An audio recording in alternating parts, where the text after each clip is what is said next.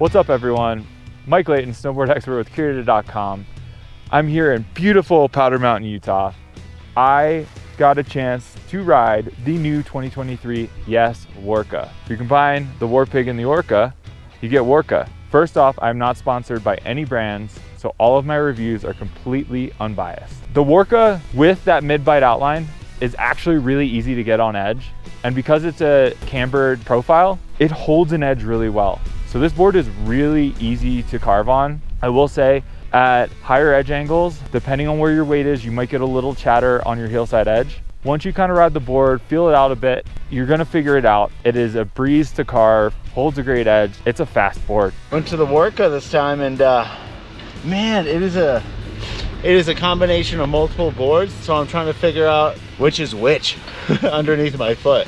I feel stable with still being able to make quick turns. If you need help finding your next setup, hit the link in the description and talk to a Curated expert. The tip and tail features a very similar resemblance to the LibTech Orca, that it's going to have a little rounded out nose in the top and then a short little stubby swallowtail in the back to make sure you get that lift and float and powder, and will sit back to make sure you're staying on top every turn you make. You're able to hit those tight trees, maneuver through them, but also lay out big wide open turns that it kind of gives you the variety that you need no matter where you want to take this board.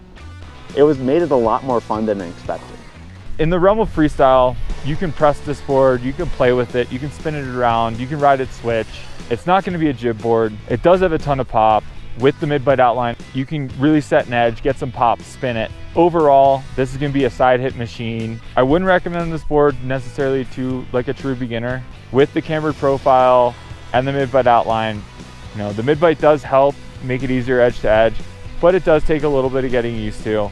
Or if you're spending a lot of time in the park, this is not going to be your board. It can handle groomers, it can handle trees.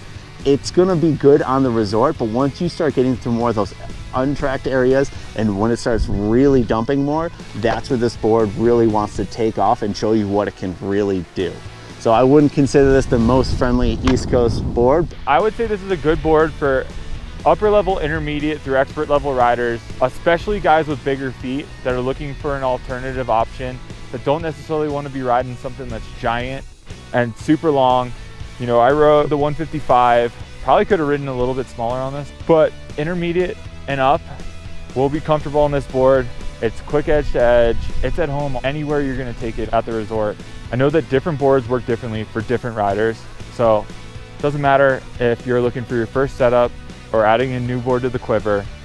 Hit the link in the description, either talk to myself or a fellow Curated expert, and we'll get you set up with your next board. If you like what you see, hit that subscribe button to see more content from Curated.